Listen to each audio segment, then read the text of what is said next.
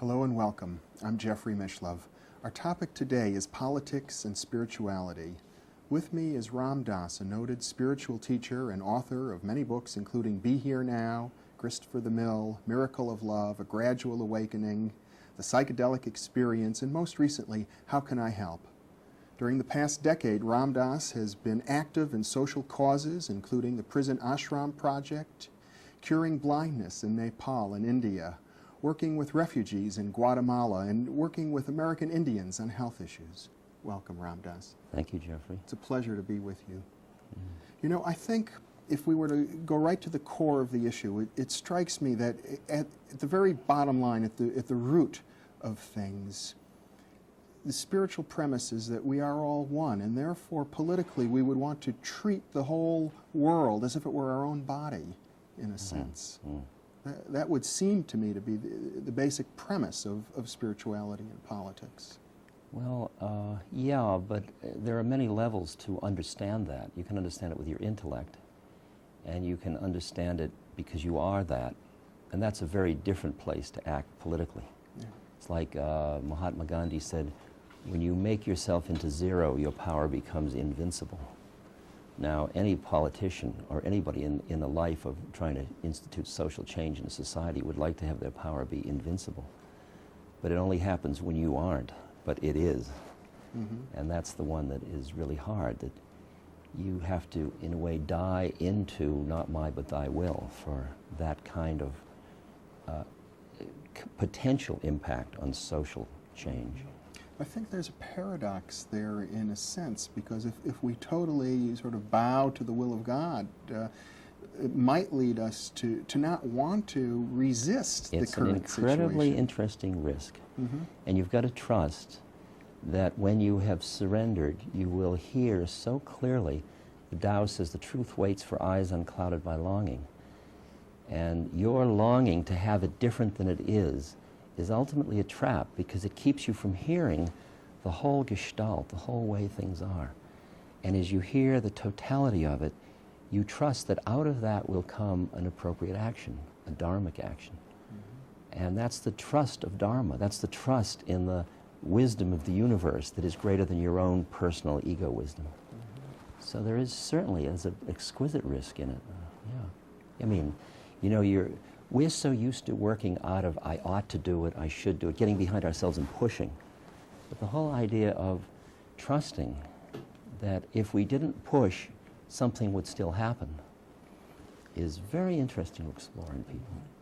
Well, there must be a fine line between trusting and not pushing on the one hand, and on the other hand, being really passionate about social change. But again, it's where passion comes from. If passion comes out of what I call milking the drama, or comes out of identifying with the emotions, I think it's short of what the possibility is. There is, for example, what's called dharmic anger, where a Zen monk will beat his student out of the incredible amount of love and compassion he has. I would say that if you're deeply enough in love with the universe, then the passion that arises out of it is different than if you aren't. And I think there's a passion that comes out of a joyful involvement in the universe. But I think it's the passion of a river or a tree. I don't think it has to be, very, that kind of, although it could be.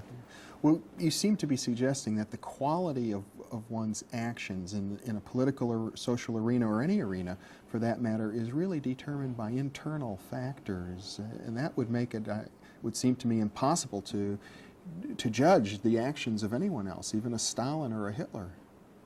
I think it's pretty tricky business. I think you can make judgments about actions, that you don't judge beings, you judge their actions. And actions are good or evil in the sense that actions increase paranoia and separateness, or they increase unity.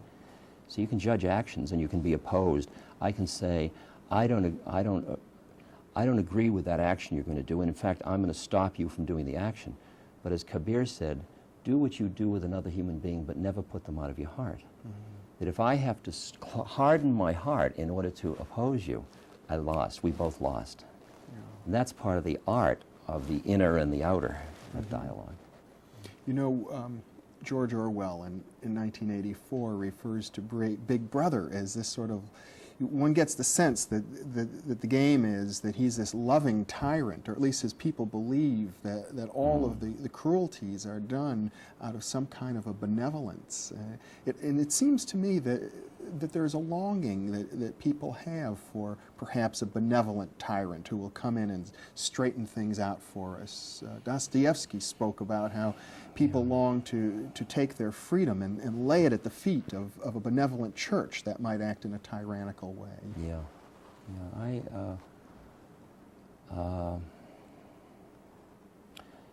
I think the deeper issue is whether the universe is benevolent or not. Because we all see that when you invest in an institution or another person, you are investing external to your own deepest inner truth. And you've constantly got to be running that back against your inner truth. You can't just join a club and then say, I surrender to the club. Like the whole misconception of a guru is that you surrender to a person. You only surrender to that which is the truth where God, guru, and self are one and the same thing. So when you surrender that way, you're surrendering that way at the same time. I could never imagine surrendering to something that would invalidate my intuitive wisdom. And as long as you keep connecting to that, but the question of whether or not, then you know, you don't have to judge whether it's benevolent or malevolent, you just judge, is this harmonious with my inner being? I don't have to judge you, I just have to keep my own game on a straight path. The question of whether the universe is benevolent or not, that's an interesting one.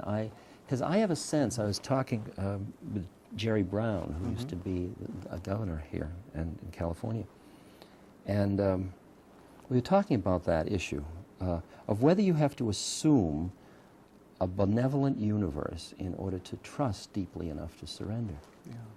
And we both could hear the lawfulness of the universe, and I would say that there is an evolutionary thrust that's not a Darwinian kind. It's much more of a consciousness evolution, or, I mean, the kind of metaphor I play with is the one manifests as the many returning to the one, or something like that. So there's directionality, and in that sense, it has values connected with it. But I don't think you'd call that either benevolent or malevolent anymore. You wouldn't call a clock benevolent or malevolent because it's going forward instead of backwards. Well, I know it's a deep philosophical issue. There's a strong trend amongst existentialists and amongst behaviorists and atheists and left-wing political people to suggest that the universe is fundamentally indifferent, and it's up to us to create our own reality. And I guess often people feel that it should be created from the intellect, from rationality. Well, that's, I think, giving us really short shrift. Because to me, the intellect is a kind of a very small system within a much larger context, and to deny the context in which the intellect functions is to leave one little segment of nature trying to subsume everything under it. It's a lot like the drunk looking for the watch under the street lamp, you know, when he lost it up in the alley, but there's a light here, and it's this sort of, what it also does is it makes the whole world object. The intellect makes the world object, because it's all, you always think about things. And that always puts you one thought away from where it is. So you're always an alien in your own universe when you mediate everything through your intellect. So the fun is to have your intellect, as Ramakrishna said, it's a wonderful servant, but it's a lousy master. And I think that's probably true. You spoke a little earlier about making political decisions and judgments in terms of how it fits, I think, with one's heart. And it seems to me that in... Not heart, emotional heart. You know, heart like Chinese sin, or the Atma, meaning the deepest place of truth. The core. The deepest intuitive place in one's being, Well, that notion would seem to contradict what we see very much in the world about us now, which are religious political movements, you know, the moral majority or the Islamic fundamentalism, where in the name of a particular religious dogma, certain political planks are established, and everyone within that organization or within that tradition is expected to support a particular political attitude. When there is a lot of fear, there's a lot of uncertainty. When there's a lot of uncertainty, there is usually a lot of fear attendant to it. And how people react to fear is interesting. Some people just consume more. They say, I'll get it while I can because it's all going to blow up anyway. They become more and more materialistic. Some people want to be on the right side when the doors close, so they become fundamentalists in one sense or another. They grab on to right as opposed to evil. They want to be one of the 144,000 that gets in the door. And the other group uses it, the uncertainty, as a way to deal with their inner relationship to uncertainty, and they go inward. And you can see the society dealing with the fear that way. And so that real thrust to the kind of righteousness is staying at the plane of good and evil. It's staying at the plane of polarities. And it's not seeing, as G. Manly Hall said, that he who knows not that the Prince of Darkness is but the other face of the King of Light knows not me. That's the one. It's interesting that all these religions in our Western sense, I mean Christianity and Judaism and Islam, are really monotheistic. They believe in the one, like Shema Yisrael, Adonai Eloheinu, Adonai Echad. And yet, they always live within the two. It's like it's all one, it's one except for me, or except for us. And so we end up mea culpaing ourselves. Because it's chutzpah in exoteric Western religions to think that you are one with the one. We say it's all one, but we don't really act as if it were all one, which is much more like holography. No, we typically act as if we're very distinctly separate. Distinct, and we got the bad end. We got the the bad end of the stick too. Yeah, original sin. Absolutely. Because we fell out of something, and if you see it as the one exploring itself through us. I mean, through these multiplicity of forms that are all part of the one, and that it goes into the dream or the illusion it gets entrapped in the separateness in order to awaken out of the separateness in order to see itself. And it's just a beautiful dance of this delicate form of the one at play. The whole thing lightens up a lot. Well, what I sense you saying is that you're making a clear distinction between spirituality and religion here. Between institutions see, religions do provide exquisite practices to get deeper into the spirit. The problem is that every practice is entrapping. I don't care whether it's meditation or Catholicism or the Torah or drugs or whatever, yoga or whatever it is, they're all traps. And the game of method is that you've got to use the trap and risk being entrapped with the expectation that it will self-destruct if it really works. The problem is, if it really self-destructs, the whole priest class is out of business in institutional religion. So that the game has a funny kind of top, a false top on it, because it's any institution that starts to have salaries and institutional structures and all that immediately can't self-destruct. It's not designed that way. Well, you suggest in your most recent book, How Can I Help, that through service, one finds a path to realization, to God or to enlightenment. And I sense that in all religions there is this path of service, and that seems to come as close as religion really gets to political action. Yeah, but the difference is where you do the service from. There are an awful lot of religious organizations that do service, but they do service like will help the poor. That's not exactly karma yoga, or the use of serving somebody to transcend the dualism between the server and the served. I mean, I'm talking about it as a very precise method of enlightenment, of serving where there is no server. Because the Bhagavad Gita says, be not identified with being the actor, and be not attached to the fruits of the action. But still, you do it. Now, how do you help somebody where you're not attached to how it comes out, and you're not busy being the helper? That's the art form. Then you're just doing what you're doing because you're doing what you're doing. You are the help. You're not the helper. You're the help. And who's getting helped remains open to question. If you're not getting helped by being a helper, forget it. You must be standing in the wrong place.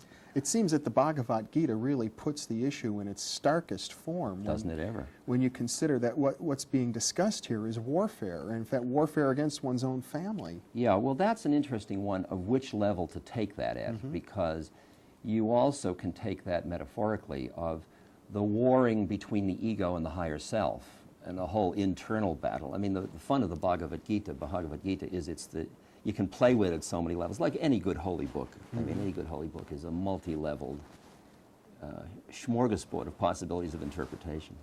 Yeah. I have seen some very right-wing mercenary-type people wearing T-shirts with a slogan to the effect of, kill them all now and let God sort out the ones later. Wow. God, it's an extraordinary T-shirt. Yeah. You haven't heard that slogan? No, I haven't heard that one. I mean, it seems that some people take, and it's almost a religious or a spiritual attitude, that they're going to do what they think they have to do when if they kill people, God will figure out who goes to heaven and who goes to hell, and they're not to blame. Isn't that interesting? Well, the fact that they... God, I don't even know how to get hold of that one.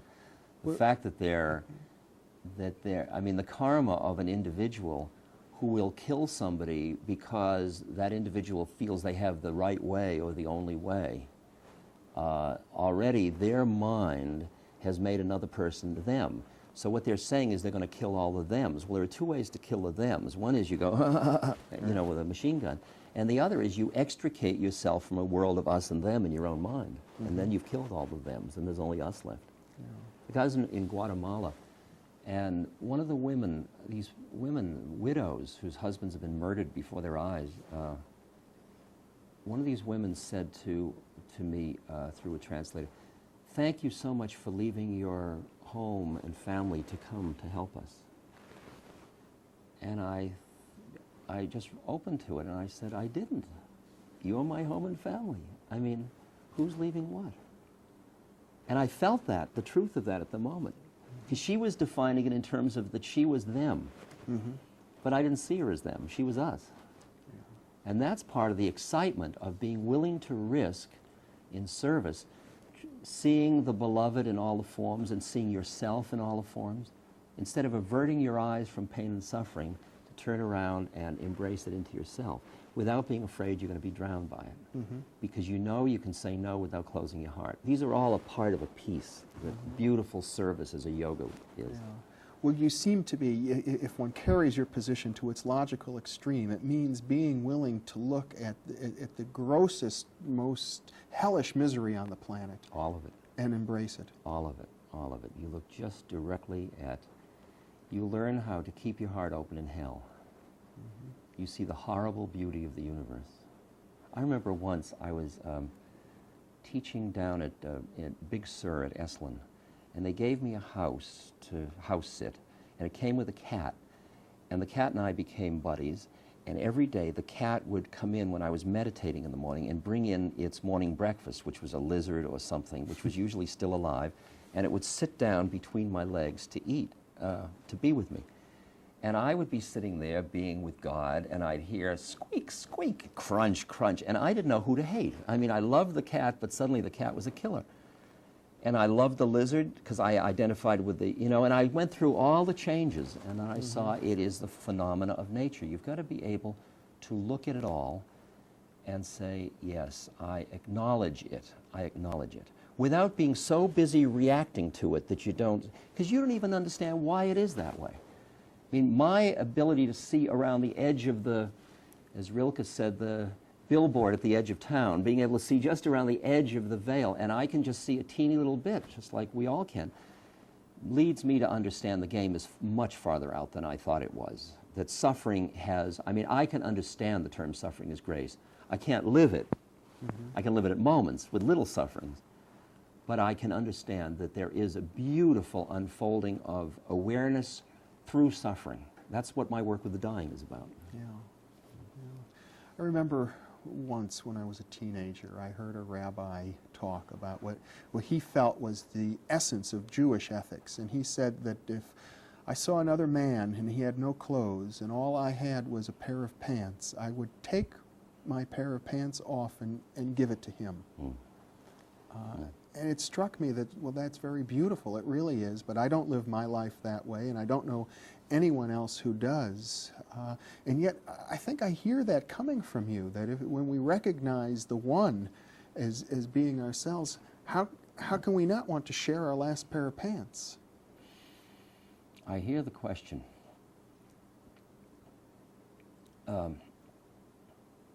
See, it's a very delicate one. Simone Weil, a philosopher, she was a wealthy Belgian, I think, and then she wouldn't take any more than the poorest person in the world had. And the result was she starved to death in her 20s, I think. Now, there's something interesting in that story, and there's always also something that is poignant about it, that you and I have a unique predicament, karmic predicament, that we were born in this time, in this place, with these potentials, these opportunities. I'm not sure all people have the same game in life. I'm not sure that I have to be just like everybody else. So that there may be a way in which, I don't know, I've got to listen carefully to hear, I'm not rationalizing having more than another human being. But I know that if I have to spend all, like my guru said to me, God comes to the hungry in the form of food. Now, if I am worrying about my survival every day, there's no way I can be here with you. Right. And if I can't be here with you, then all of us can't be sharing. Right. Nor could I be here with you. Exactly. Yeah. So that in a way, we are part of the microcosm of human consciousness. We have a part to play, which means we have to have the pants in order to play. So I'm not sure I would give away my pants at that level. I would, I'd explore it. I'd stay with the moment and see. I either would or I wouldn't. That's sort of the way I deal with that. Yeah. I'm trying not to con out of it, but to deal with that. Well, it's an issue. Maybe another way to look at it might be... And I don't think I'm a bad Jew for not giving away my last pair of pants, by the way. Well, that's an extreme example, but how about, for example, building elaborate houses of worship, cathedrals, synagogues, and churches? Well, you can look at those both ways. I mean, I wouldn't do it, but at the same moment, I can see that for people in very poor countries that have very little mythic identity to give them joy, when they go into their cathedral and they look up and they worship and light incense and there's the beautiful Christ, I can see that they get their lives enriched in a way that a lot of the regular daily stuff of their life doesn't do. And you could say the church is milking it so they're not getting an extra meal, but maybe it's feeding them in another way, which is its justification. I don't think it's a black and white issue on that one. Yeah. It seems to me what you're expressing here is a willingness to accept reality as it is. That's a big one, isn't it? To accept our humanity. Yeah. And to accept that an institution could be serving and it could be a corruption of what it was intended to do. And it's probably a little of both, and so are we. And we've got to deal with that. We've got to accept our own humanity first. And then, and really accept it, not judge it so much. I really shifted from being a judger of everything to being an appreciator of it, to just appreciating how it is. And it brings me into a much more intimate relationship. The judging mode is always distancing myself from everything. Yeah. So I'm not even judging now. Well, it would seem to me that you must be much more skillful as a social activist or as a political actor in any sense. If you're not judging people, it should mean to me that you can communicate with anybody. Well, ideally, yes, and that's what I'm working on. That's what I'm working on. And what I'm doing is I'm going closer and closer to the fire all the time. Because, see, it's very easy for me to stay in my own little bailiwick around all of the people that are my yay-sayers, my constituency. Sure. And everything I say, they say, oh, Ram Dass, oh, that's great wisdom. It's quite different to mix it up with some social activists who say, Ron who? I mean, they don't know me from anything, and you've got to be there with the truth of your being in that situation. And that, to me, is beginning to be exciting. For years, I wouldn't do it. I wouldn't risk it. I said, I can't. I think Vivekananda once said, debates are for school children. And I thought, I will just represent what I represent. I'll do what I do, and the people that want to play will play, and the others will do what they do, and that's okay. I'm not judging them. We have different business. But now I see that we can maybe talk together, and that's going to be interesting. That's really the 60s anti-Vietnam and the 60s spiritual turning inward, starting to find their way back together again, which I think is kind of interesting. Yeah, it seems as we're moving into the 90s that we're at a point where all of the old definitions of who we thought we were are falling away, and we find ourselves dialoguing with people we didn't imagine we would. Well, I mean, how much more could that be than with the invention of the telephone, or the invention of the radio, or the invention of television, or air travel, or... I mean, I take care of my father, and he's 90, and he was born in 1898. And I think when I'm thinking about this is a time of great change, I think of what changes have occurred in that man's life. I mean, he and I went on rides and saw the tracks that the horse and buggy that he went on made when he was a child, that he lived in that world. And I realized the immense changes in our culture. Sometimes consciousness has gone along with it, and sometimes consciousness has just gotten more deeply entrapped in externalities. And that's what interests me, not the evolution of technology, but the evolution of the way the technology allows the liberation of consciousness. Well, people have always commented, so long as I can remember, that our inner growth hasn't kept up with technology, but perhaps we're seeing the evolution of inner growth. I mean, when you think of us living with the bomb, I mean, I grew up at a time we didn't have a bomb. I'm going to have to cut you short now, though our time is out, Ram Dass. The bomb just came. Yeah. Thank you so much for being with me. Jeffrey, it's been a pleasure. It's been a pleasure for me, too. And thank you very much for being with us.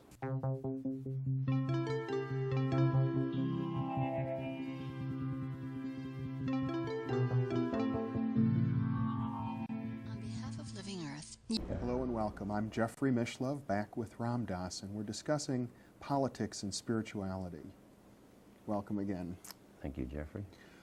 We were talking about the threat of nuclear war and the fact that perhaps the modern political conditions are creating a situation which is challenging the human spirit, perhaps to rise to a newer level of wisdom or nobility. I mean, it's not quite a socially hip thing to say, but it might be the optimum conditions for growth of consciousness. Because having, as Don Juan says, living with death on your left shoulder or over your left shoulder, which is what's happening with the presence of the bomb, and living with the threat of the fact that our greed may ultimately destroy us by polarizing us so much, all those things, those are forcing a degree of awareness that's kind of interesting. And I would think that since the Holocaust of World War II, we've also been confronted with the dark side of human nature in a way that is difficult to deny. Yeah. See, that one, you got to be careful where you go near it, because to say that the Holocaust, I mean, the human heart screams at the thought of the Holocaust. From another level, the Holocaust has forced us very clearly to confront and to awaken around the qualities of our humanity. Like when Buddha said, we are born with the 5 hindrances, with lust and greed, that's 1, that's not even 2, hatred and ill will, agitation, sloth and torpor, and doubt. And that's what we start with. Then you're not surprised when you see all this stuff. It's because we were busy denying this part of our humanity that we keep getting trapped in it. And one of the darkest periods, I think, in human history would be the Inquisition during the Middle Ages. And that was a time when people were pointing at the devil outside of themselves. And in the name of Christ, and in the name of eradicating diabolic behavior, I think some 10 million people were tortured and murdered. Yeah, the externalization of the dark side, as you call it, of that is a familiar technique for not accepting personal responsibility for your own humanity. In each of us is, as Freud pointed out, are all the instinctual urges that underlie killing and underlie rape and pillage and all those things.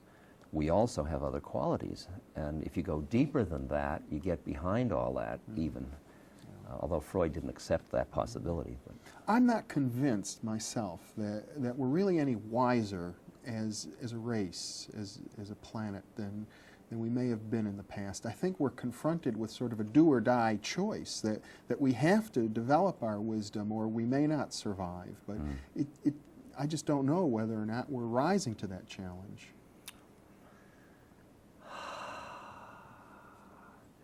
I can't really figure out which context to use to determine the answer to that. I mean, because I'm trained in Hinduism, I've got these vast time games like yugas and kalpas, which involve 400,000 year units, you know, and this is known as the Kali Yuga within, and there's the Sat Yuga and all these different things.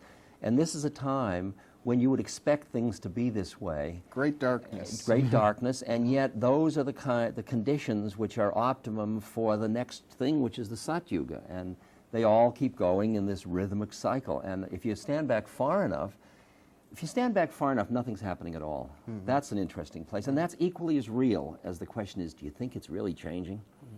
What do you think it's we're going to end? just all molecules spinning around, and it always has been. And even that's all in time and space. If you go behind time and space, Hakuin, the Zen monk, says your coming and going is nowhere but where you are.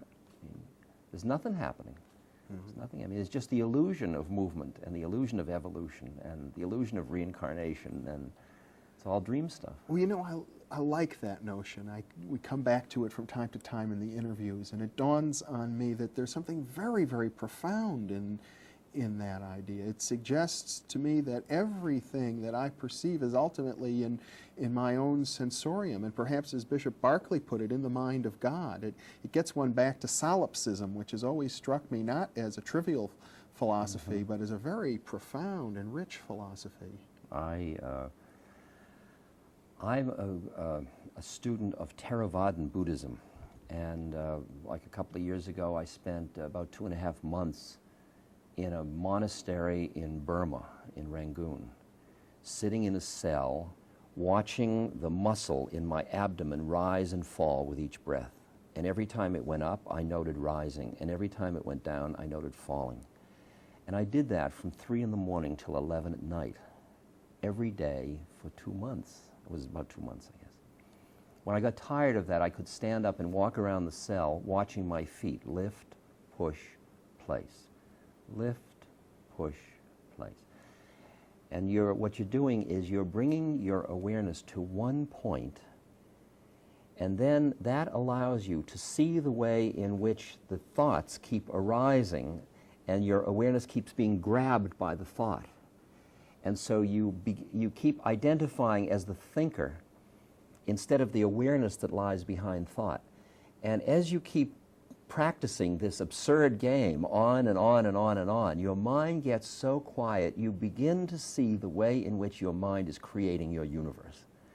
And that is an awesome moment. It really is. Because up until then, it's been a kind of a theoretical game that we aren't who we think we are. And suddenly you have just touched that place behind it. It's not a place. You've entered behind thought, because even the concept of place is a thought. And in a way, that's the great liberator, because from then on you begin to see the way in which you see me as Ram Dass, or I see you as Jeffrey, is all a creation of mind. I don't know what's out there. I just know what my mind is creating of what's out there. Right. And it's fun because you begin to appreciate that you're living in your creation. Then you say, well, why did I create you? You are my karma and I'm yours in that game. And why did I create you? And then one is thrown into the world of karma, of how is the whole sequence of cause and effect. How are all my relations with people in blue jackets affecting what I see at this moment when I look at you? And it gets quite exquisite to keep getting behind your own thought, to see the way you're doing it. It's like being a voyeur of your own mind, and you are beginning to learn how to rest in the place behind thought, so that your mind is basically empty all the time. You're not thinking at all. And then thoughts rise up as they're appropriate, instead of always thinking all the time, which is what most people are doing. Most people are thinking all the time. And when you get behind there, you begin to see other people's minds very clearly. They come at you like these huge mind nets that are coming up saying, this is reality, this is reality, this is reality, this is reality, and this is who I am, this is who you are, this is reality, this is who I am. And they keep, their mind nets are these thick things, and you're walking in and around all these mind nets of other people's minds. And you begin to feel their projective systems coming at you. And you make yourself like a sieve, and they pass through just like water, and instead of being reactive to it.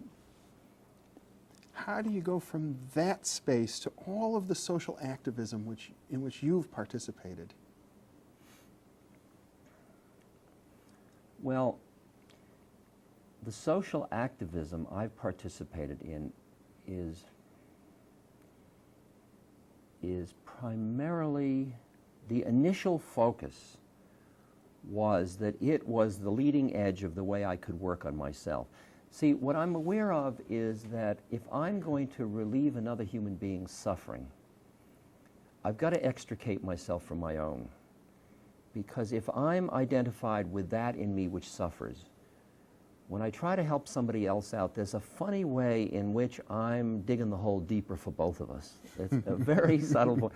Yeah. And Thomas Merton said, if you're going to help somebody that's drowning in a river, you've got to have a place to stand to get them. Otherwise, there's no sense in just jumping in and drowning with them.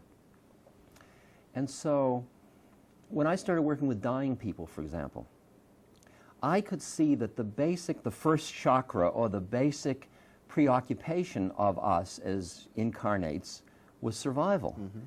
And that the closest I could come to that issue of survival, the closest I could confront that basic clinging or holding or fear, so that being with dying people was the leading edge I could work with. Because if I could get to the point where I could be with death without flickering, not through closing my heart, staying right here wide open and still not flickering, then I've got something to offer people. Because everybody's busy going, death, death, or death, whatever they're doing about death. So then I end up being somebody who's working with the dying, and people say, oh, he's so good he's working with the dying. But I'm part of that circle which says, I work on myself in order to be an environment for other people to come up for air if they want to. And it turns out I don't really care which one I'm doing. I mean, there's an infinite variety of suffering. There's suffering in the rich, there's suffering in the poor, there's suffering in developing countries, there's suffering in affluent countries.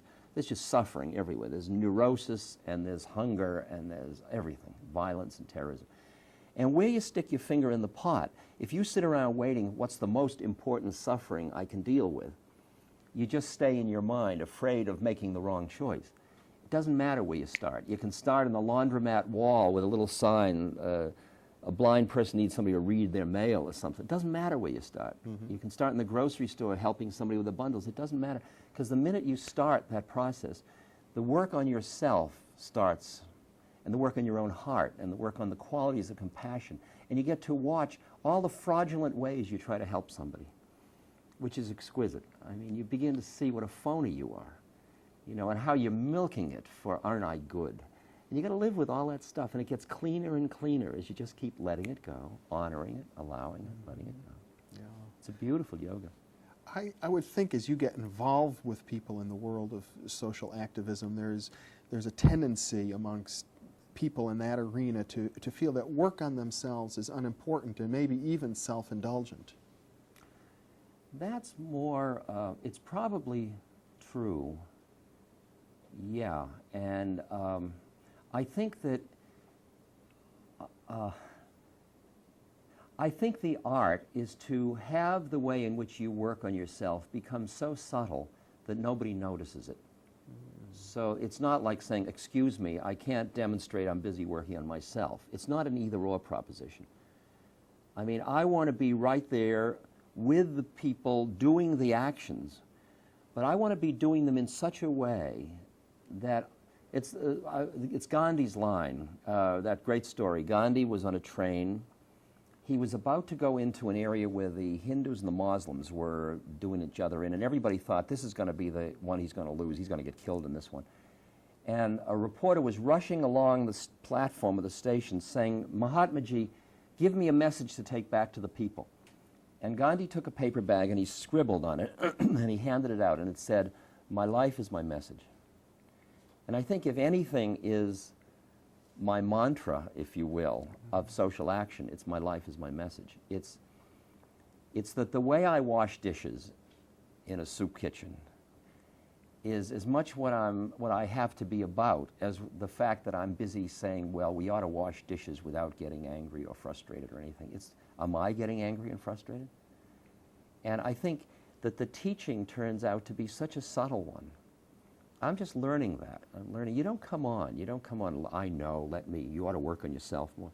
It doesn't do that. No. You do it so that people say, what is it about you?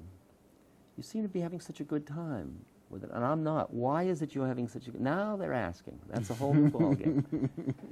It's a new ballgame. Gurdjieff had a wonderful line. He said, if one would escape from prison, the first thing that person must realize is that they are in prison. If they think they're free, no escape is possible. That's such a beautiful mind twister. That until you realize that you're not standing in the best place, forget it. Let the person go on. You don't come on to them. You know, you have an interesting chapter in your book, How Can I Help?, which deals with this concept of the prison and helping as a prison, feeling that I'm the helper, puts me in a prison. Oh boy. I realize that the hype of helping is that the helper often psychologically helps at the expense of the helped. That it is a way that reinforces roles, and the helped is disenfranchised and the helper is empowered. And it's very interesting. It's not the act itself. I can take this cup of water and offer it to you, and I can offer it to you in a way where I build myself up and put you down by doing it. Or I can offer it in a way where it's our cup of water. You need it, you drink from it. I need it, I drink from it. In which I also appreciate that your receiving it is as much part of the contract as my offering it. And it's the question of whether you identify with a role or not. And when you identify with a role, it ends up being divisive. It separates people. There are plenty of people in hospitals who are surrounded by well-meaning people who do good, and the person feels isolated and lonely and separate. And it's interesting because everybody's busy loving them, but they're loving them as an object, loving the person as an object, and they're helping them as an object. And the art is being with somebody as subject, not as object. You often use the phrase sort of hanging out together. Hanging out, yeah. And it's really like one awareness and two forms, and we're talking to ourselves now, Jeffrey. We're just making believe that it's a game of dialogue, you know, because we're both reflecting to figure out the truth, and the truth lies behind both of us. And in a sense, anyone who's viewing us right now is also viewing themselves. It's all part of the same thing, and it doesn't matter who's doing the talking. That's the far. I mean, I lecture all the time, and I think I'm like a rent-a-mouth for a process that's going on, and I just say it good. I'm not busy being the speaker. I'm listening as well as everybody else is. This is a dialogue that includes the viewer and you and me, and we're all just figuring it out. Well, I get the sense, you know, and I go back and forth. Sometimes I think when we get very philosophical like this, that it's a total head trip and maybe totally irrelevant to things happening in the world. And then I think to myself, no, it's essential that nothing really changes until we change in this way by raising these questions. Yeah, I think your latter view is probably the right one. I think that when you look at how you change a system, that the component of the system has to change, that the individual has to be standing in a slightly different place for the system of which they are a part to change. And that the minute, that's what the story of a Buddha or a Christ or a Muhammad or something like that. They were all beings who were, you'd say they were dancing to a different drummer or whatever that expression is. But they were listening to a different part of their being. And the result was that they brought in an oblique entrance into the whole system that allowed the system to adapt in a way and shift. And you look at a system like a political governance system and the media and the constituency, and you see how everything's feeding back on itself in a networking way where everybody's reinforcing a conspiracy to see a reality as real. And then you see how you have to extricate yourself as an individual back in order to be able to contribute into it, because you look at the conspiracy that we have collectively created and you realize people aren't happy within it. And there's no reason why we can't all be happy. That is really, there's absolutely no reason why that couldn't be. It's a conspiracy of mind that we're stuck in. That's bizarre, that has its economic spin-off and its political spin-off and all this stuff. Well, ultimately, I suppose if you take that seriously, it would seem like a spiritual mission for you to work to create a heaven on earth. But I'm doing that very selfishly. It's because I want to live in it. Yeah. I mean, I work on myself in order to be at peace, to be free of suffering, and to be happy. And I realize that as I succeed in that, I am an environment in which other people can do that as well in my presence, and there's nothing in me that's going to keep them stuck in their suffering. And then the question is, what do you do with your time? And as you listen, and as you've experienced a unitive feeling with people, then you're in the interesting position where if they're hungry, it's not their hunger, it's our hunger. And then suddenly I'm in Guatemala, or I'm in Nepal, or I'm with the American Indians, or I'm with somebody dying, or somebody with AIDS, and they call, and it's like that part of us has just come into the consciousness, and out of that comes an action.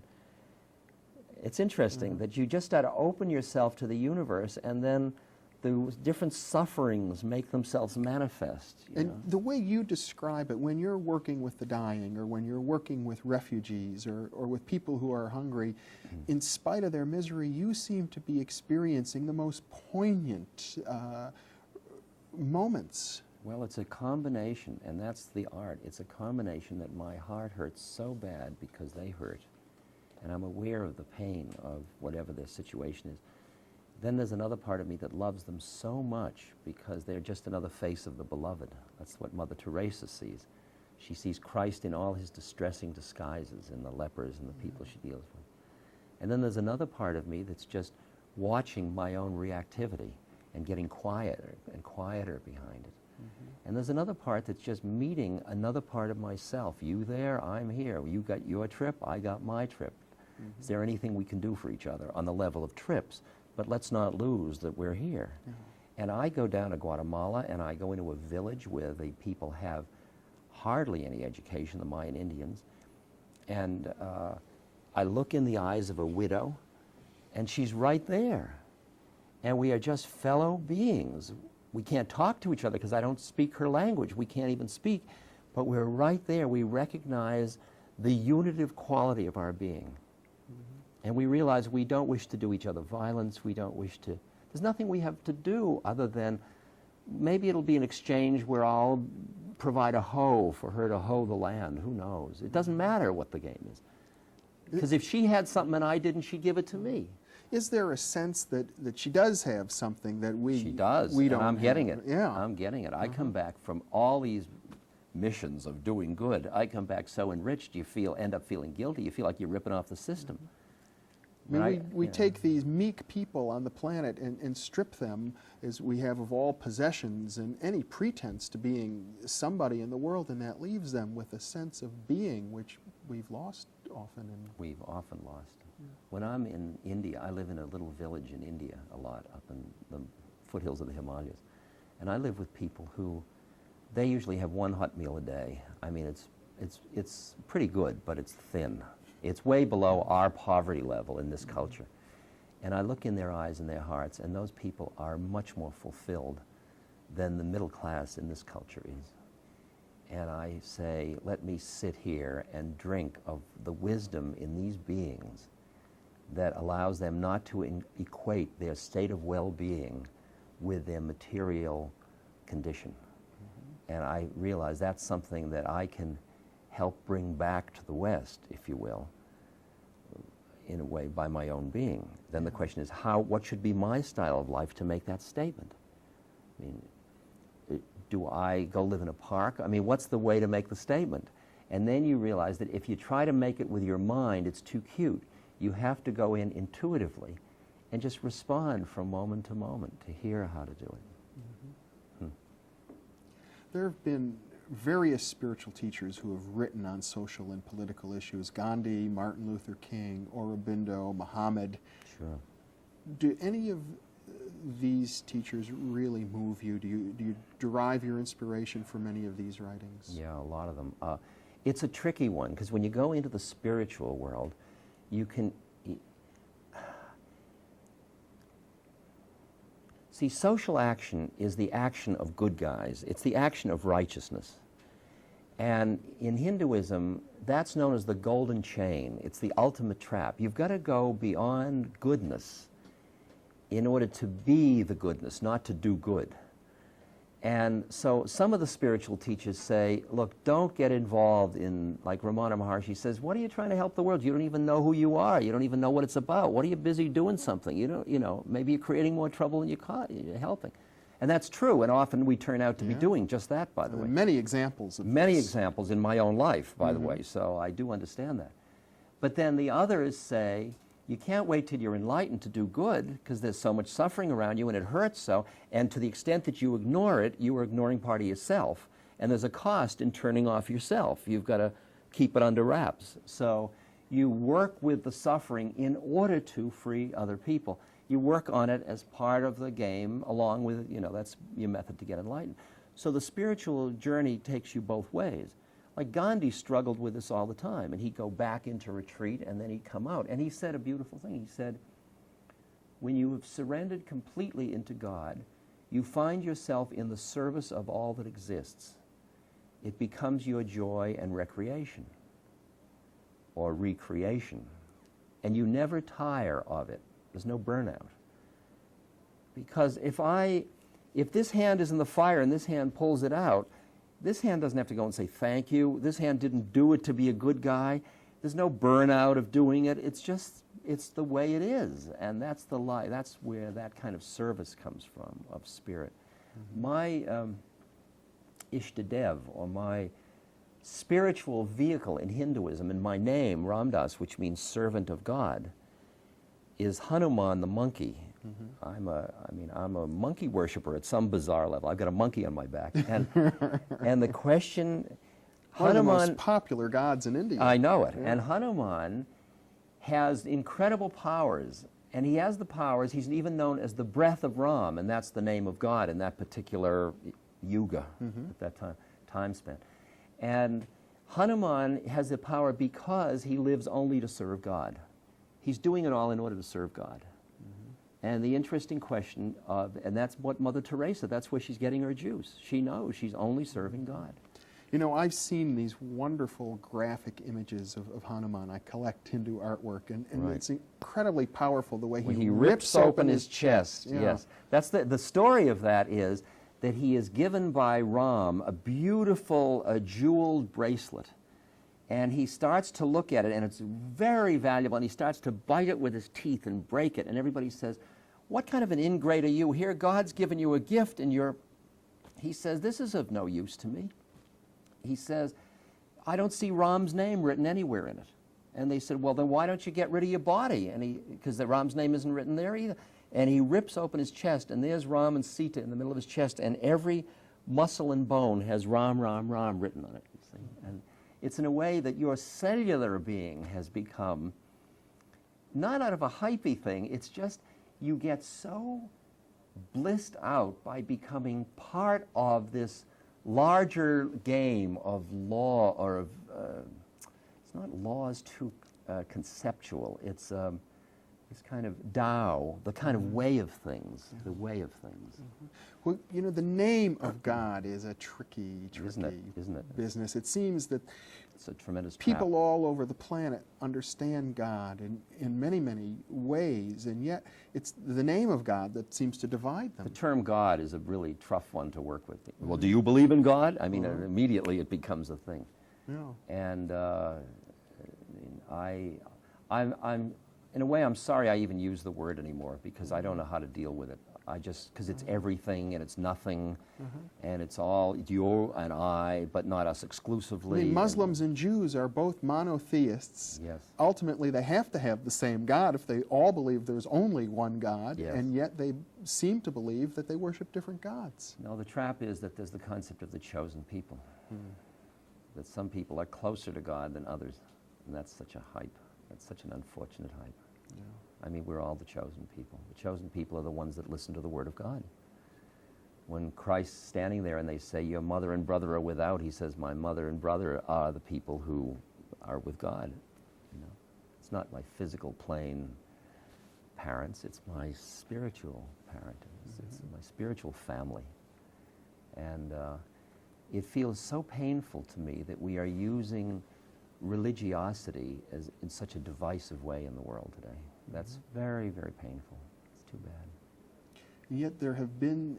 That's not too... It's the way it is, but it's too bad. There have been efforts from time to time to unify politically by unifying in terms of everybody having the same name of God, everyone having the same religion. Yeah, but usually the unifier is trying to rip it off for a power thing. Yeah. That's what's interesting. I mean, very rarely are the unifiers surrendering into the process. There are some, like there was a beautiful man, Sufi Sam, Murshid Sam Lewis, and he would go to... a Jewish Sufi. He would go, a Jewish Sufi, and he'd go to Palestine and he'd hold these dances, which had in the followers of Islam and followers of the Torah, and and they'd all dance together, and it would be called dances of peace. And he was a beautiful very humble, I mean, wise guy. He was a rascal. He was, I love that. I love that role. Yeah. I love that role in integrating these values. I mean, wasn't this the basic idea of Muhammad and perhaps Aurobindo and some of the others, that there would eventually be a world government and it would be a theocracy of some kind based on this notion that we're all united in God?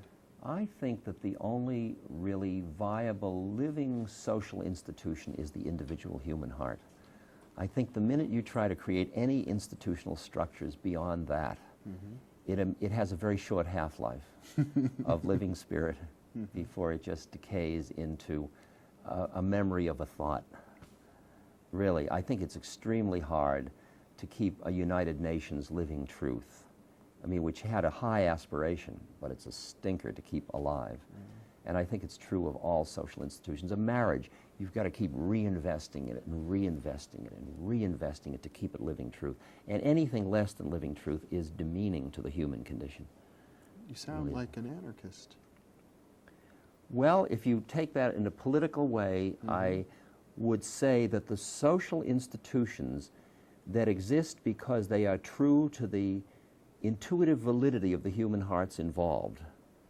That's anarchy in a sense. Like my guru once said to somebody about their marriage, he said, love is the only marriage contract. That's anarchy. Yeah. That's saying you've got to go back again and again and see if it's still true that we should be together. In other words, if you're really in the here and now, if you're really true to the truth of the moment, then any kind of institutionalization of that would be a violation. Yeah, unless you work, you say we are coming together in this institution to keep this quality alive.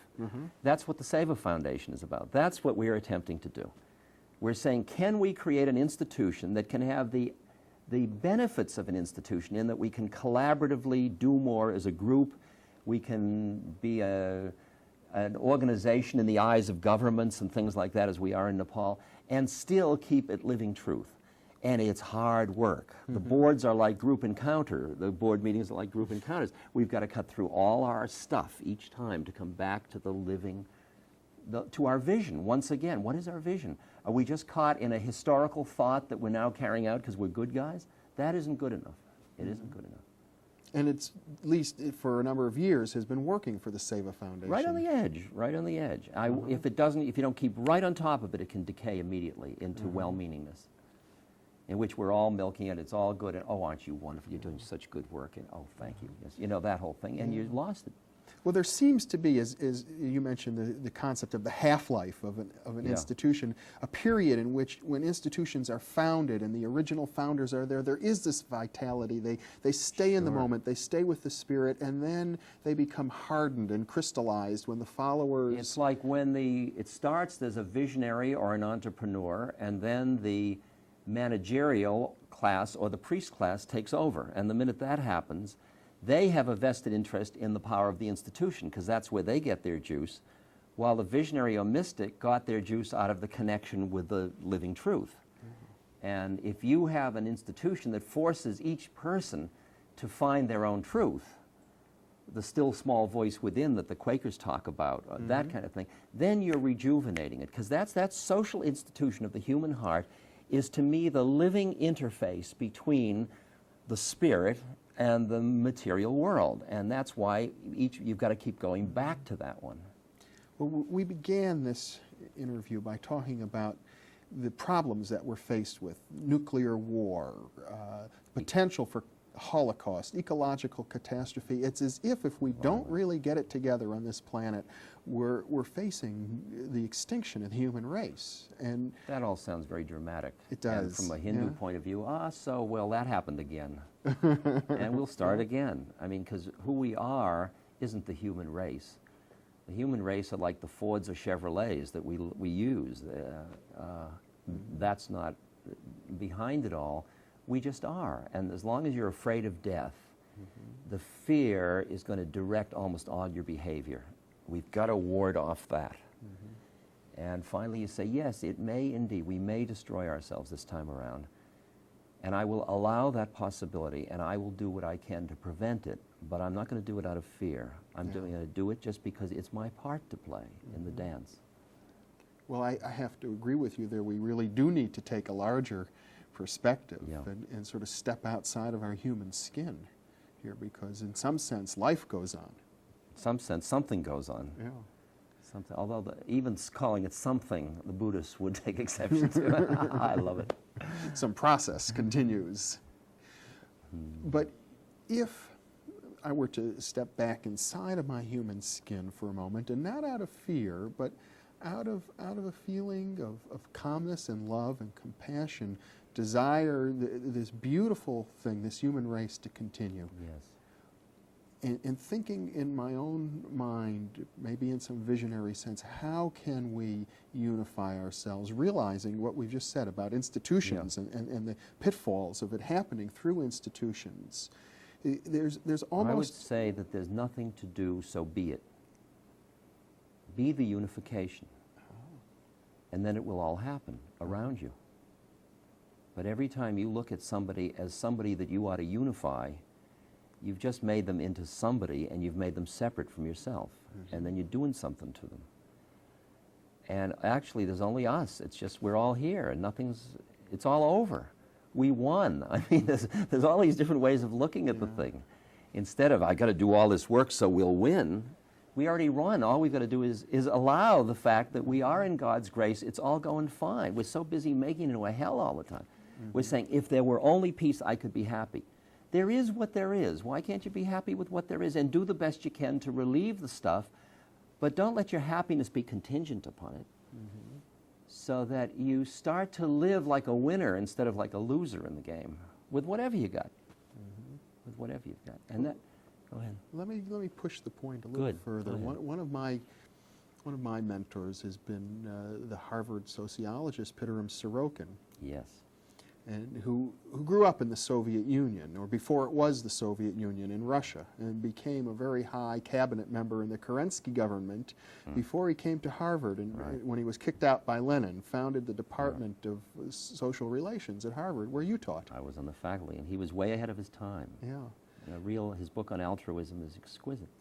He wrote at one point that he thought we might be moving into a period in which the Western style of capitalism and the Soviet style of communism would merge, that we would see the common unity there, that we aren't as good as we think we are, they're not as bad as they think they are, or as we think they are. Well, that's the benefit that the drug lords are giving us. because they're becoming a new common enemy. It's just like if we were attacked by beings from Mars or something like that. Suddenly the Russians wouldn't be so bad and their system wouldn't be so bad because we would all be united around something, which is what happened in the Second World War, around Hitler's vision of reality. That's right.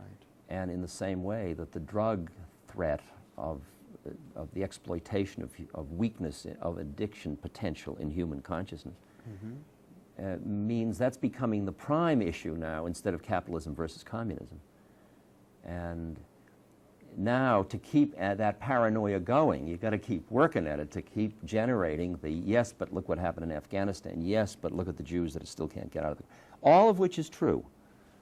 But look at the way we are. If you look at any system, it all has a lot of problems with it. Yeah. I mean, all of these systems themselves do not.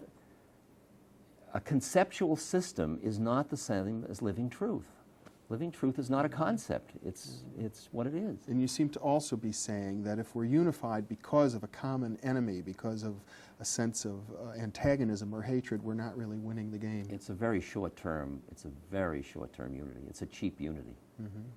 The deeper unity is the unity of recognizing across the boundaries of Russian, American, Jew, Christian, Islam, you here, I'm here, you know. And that's why when we went to the moon and then took a picture of the Earth, and people saw that picture of the Earth was worth many millions of words in the sense of giving people a sense of McLuhan's global village or whatever you want to call it. That's the kind of game that uplevels, but that's just on the physical plane.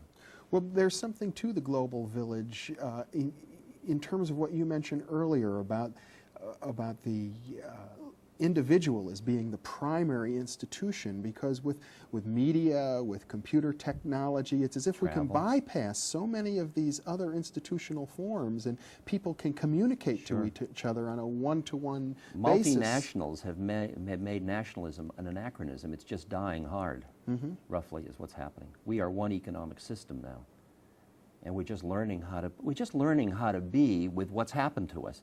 It's like some major thing happens, but everybody's busy holding on to who we were before it. Now you could say, well, we've just moved from the industrial to the information age. That would be one way of saying it, but that's kind of trivializing it too. And beyond that is the spiritual consciousness age. You know, you could do it that way. I don't know how to get hold of it. All I know is we haven't yet grown into who we are.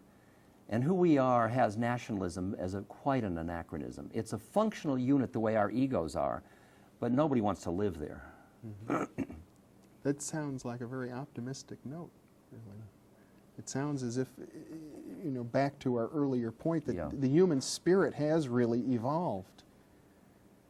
Yeah, I guess I feel it has. Because like in my culture, in this country, I noticed that 20 years ago, I would say the farthest out things I could find using drugs, using meditation, using everything.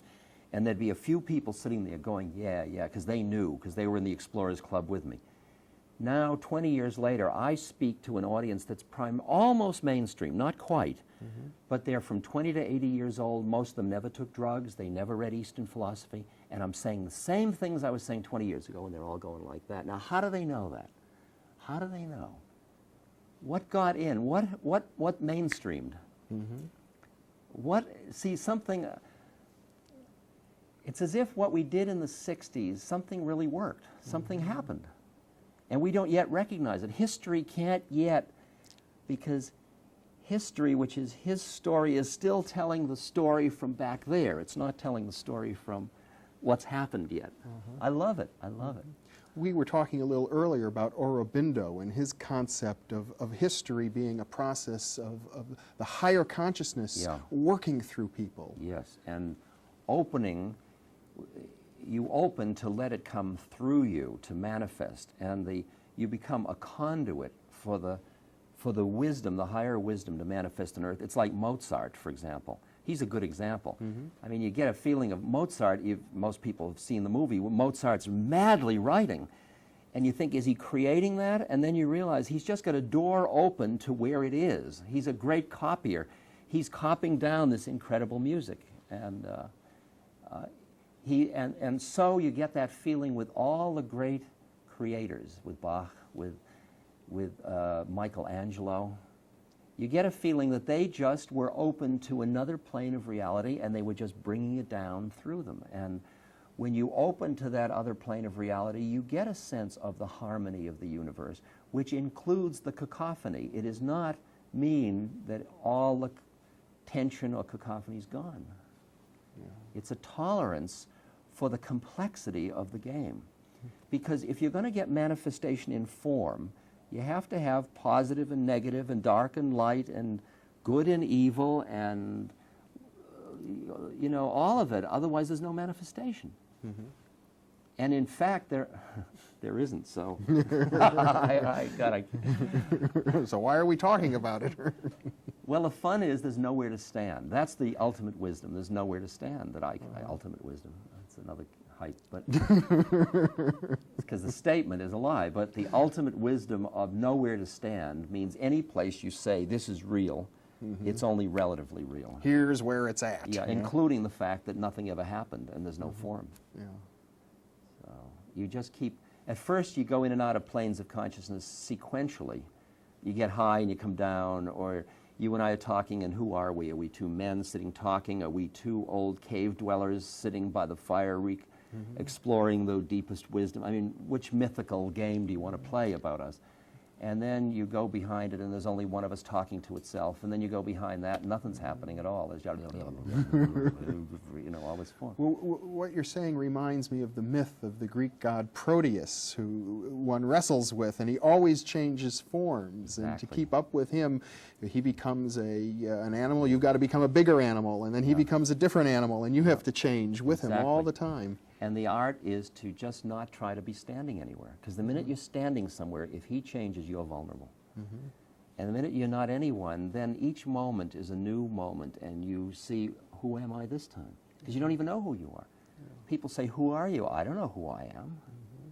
That's fun. People don't realize, it's like, what are you going to be when you grow up? Well, I'm not planning to grow up, so it's kind of irrelevant. It's this funny reversal of the whole game of becoming somebody. The way I see it is we spent all of our early years becoming somebody. Then we started to awaken, and we realized we got trapped in the creation of somebodyness, and we go into nobody training. And then we become nobody, not nobody, which is somebody, but nothing special, and then we're everything. Mm-hmm. Kalu Rinpoche, one of my beautiful teachers, he said, once you see the illusion, you realize you're nobody, and being nobody, you're everybody. Mm-hmm. It seems that in the realm of politics, the real survivors are the ones who are able to sort of change with the moment. Exactly, and because they don't have such a vested interest in how it comes out. Mm-hmm. Because they're delighting in the dance of life instead of, I got to make it come out this way. Yeah. Well, occasionally you get people like that, and then they have their moment in the sun, but they fade because they can't change. Exactly, right, exactly right. And the dance of the change and surrendering into the new moment, like very poignant was Rosalind and Jimmy Carter's autobiography of what happened the day after they left the White House. And they're back in Plains, Georgia with all the mementos in the attic, and the trucks drive away, and there they are, and they got the rest of their life. Now the question is, how quickly do you let go? Or how busy are you milking your moment of worldly power, which was just another trip, really? Yeah. Yeah, well, I was very pleased to see Jimmy Carter working in the Bronx as a carpenter. I think he's worked very hard to continue to grow. Yeah. I think he's a good example of somebody making an effort to stay. And that's why I work with aging a lot, because aging got such a psychological hype going with it. I've been working on a book called The Wisdom of Aging to show the way in which we conspire to make aging something that has, and we treat decline of certain capacities as loss. But it's interesting, I go into Burma to a monastery, and I sit down and I draw my awareness in from my hearing, from my seeing, from my smelling, in order to be quieter and deeper, to do the inner work. When you get old, you lose your hearing, you lose your sight. All those things are the optimum conditions necessary for doing the inner work. And everybody's saying, oh my God, I can't hear like I used to. Isn't that terrible? Yeah. Terrible? I don't know. You have some remarkable examples in your book, How Can I Help?, of people who have gone to help these so-called crippled, helpless people and discovered that they had much to learn from them. Oh, yeah. Oh, it's incredible. I remember one story of a woman in a hospital working with mentally retarded children, I think of a mental age of 2 or 3 years old, and she was just trying to teach them how to say a simple thing like, "I'm doing very well." And, Yeah. and like Yeah. that. And the little The joy. kid, Was putting her on. yeah, he winked at her Yeah, at one point. Yeah, exactly. Yeah. And that other story of the woman in the social agency who determined to help one of the needy women. And she tried to do everything, and the woman just, none of it ever worked. She couldn't, because the woman really wasn't trying very hard. And they ended up finally in a park in the rain, in which the woman, the needy woman says, "There's nothing more you can do for me, you've just been here." And they just sit there together in such quiet joy of just their friendship and their presence. And they both grew so much, and especially the one that was busy being the social agent. I love those stories. Well, and what you've done in this book is you've attempted to really address that question for people who sincerely want to help, and when they come up against it and realize there's so many of the things that we do that we think are helping end up not working. But it doesn't mean not to help. Yeah. It means to use your experience of helping as a way to grow. And there's such potential growth in helping another human being if you'll be truthful about it all and bring your truth into the situation. And watch yourself get entrapped in a role and a conspiracy, and then sit down and quiet down and see what you did and come back in it again. There's nothing wrong with losing it. Losing it is part of the journey. You lose it, you get up, as Aurobindo says, you brush yourself off, you look sheepishly at God, and you take the next step. It's a lovely image. And then you fall on your face again.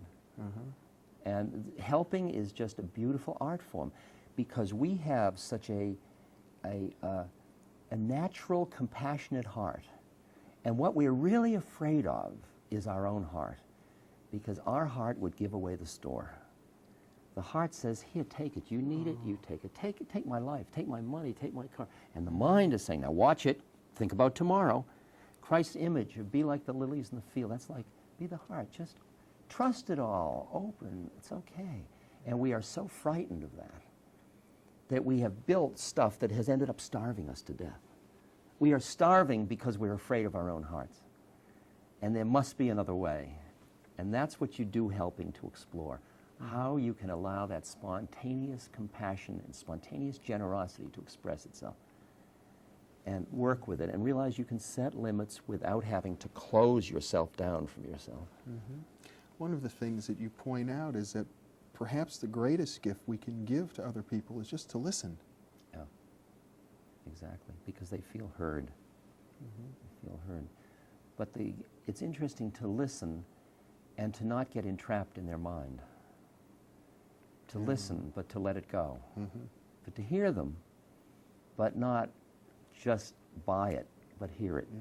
Not to get caught up in that. I often say, "I hear you." Sometimes that frustrates people because they don't want to just be heard, they want to be reacted to. They want to entangle you. They want to entangle you. What did you call it? Their reality net? There was a great lady that came to visit me. She was a seamstress, and her youngest daughter had gone to visit her older daughter and forged a check. And she came in with a tale of pity about how her husband had left her, and she'd worked her fingers to the bone. She showed me to take care of these girls, and now this girl had turned bad. And it took her about 10 minutes to tell me. It was like the Ancient Mariner. And I listened as hard as I could. And when she got all done, I said, "I hear you." She wasn't satisfied, and she told me the whole story all over again. And when she got all done, I said, "I hear you." And at that moment, I was just looking at her, and she said, "You know," she said, "I was kind of a hellion when I was a girl, too." And at that moment, she came up for air. Yeah. I heard her, but I didn't climb in, because she had sucked everybody. "Oh, you poor dear. Oh, that ingrate," that whole thing. And it's so important, I think, for people to hear themselves as they tell their stories, as how they grow. And then you become a mirror for them to see their own trip. And if they want to see it, they can. And if they don't, that's up to them. You don't lay a trip. I realize you morally have no right to take away another human being's suffering.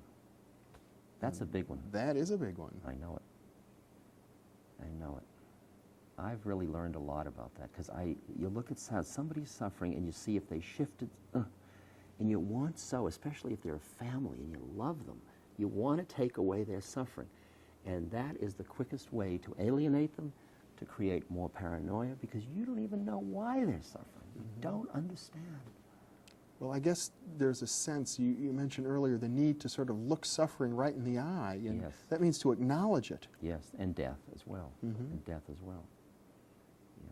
I've been preparing a slideshow. I'm delighted we're bringing death out of the closet in life, too. A slideshow, taking these images and asking people to stay with them and watch their own reactions and keep their heart open and see this as another face of the beloved. Just practice doing this. Just practice doing it. Until as you walk down the street, the people you meet in the supermarket and the filling station, all of them just other faces of, all other faces of the beloved. It sounds like a tantric discipline, essentially. It is, yeah. I have a little table with holy pictures on it, and I have Buddha and Christ and my guru, and I have, for a long time I had Caspar Weinberger on there, who used to be Secretary of Defense, because I disagreed with his policies so strongly that when I would think about him, something would close in me. And I'd come in and I'd sit down and I'd light my incense and I'd say, "Good morning, Buddha. Good morning, Christ. Good morning, Maharaji. Hello, Caspar." And then I saw how much work I had to do. Because until I could love him enough, behind Caspar-ness, there was no way my mind could be an environment where he could change. If he wanted or needed to change. Maybe he doesn't want to, that's up to him. But I'm not going to be so busy locking him into who he thinks he is that he can't change. Well, it sounds like you're attempting to live Christ's teaching of resist not evil. Wow, is that true? Resist not evil.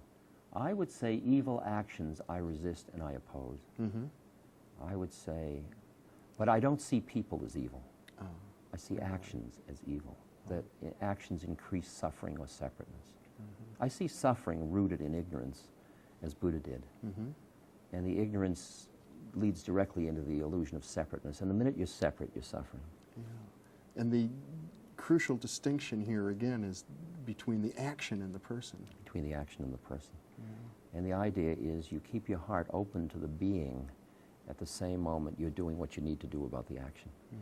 And it's interesting, when you're opposing somebody, like I was at a anti-nuclear demonstration, and coming right up to the line and opposing a policeman or somebody, and seeing them as another being just like you that's doing their best to find their truth, and loving them, and at the same moment saying, "I can't allow you to do that, I must say no." But saying no in a way that says, "I love you." That seems to be the essence of the message of the Bhagavad Gita. Yeah. And I had it so demonstrated by my guru in India, because the word he used most frequently was jao, which means go, split, get lost. I mean, other gurus, the people think of gurus saying, "Come, come." He was saying, "Go, Ram Das, go." You know, I'd come 6,000 miles, sit at his feet, offer him fruit. He'd look at me, hit me in the head and say, "Ja, go." And I'd say, "Go." And I was offended that he was sending me away. And then afterwards, I heard the word jao came out of a place where he was saying, "Go with love. Everywhere is love. You don't have to stay here. It's all love, you know. Jao, I love you." I mean, and learning how to say no in a way that brings people closer. That's such an art form. Such an art form. That one is one of the deepest wisdoms that I've touched thus far. And I'm just learning how to do it. Go with love. Yeah. Say no without closing your heart. Because like when you have a child and the child wants an extra ice cream that you know is going to give them maybe a bad stomach or something, and you say no, usually you're empathizing with the fact the child's going to feel frustrated. So you're feeling that, which closes you up a little, and then the child will probably be angry at you, so you're going to be the object of anger by someone you love, so that closes you up more. So you say no with a different tone than you'd say yes. And you become like a parent-child instead of two beings. Exactly. Exactly. And a beautiful, conscious being sees we're just dancing as parent and child. We're two souls, we're two beings.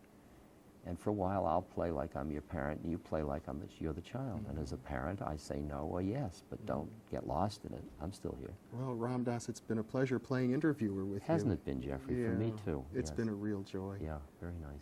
Thanks Thank you. so much for being with me. My pleasure. And thank you for being with us.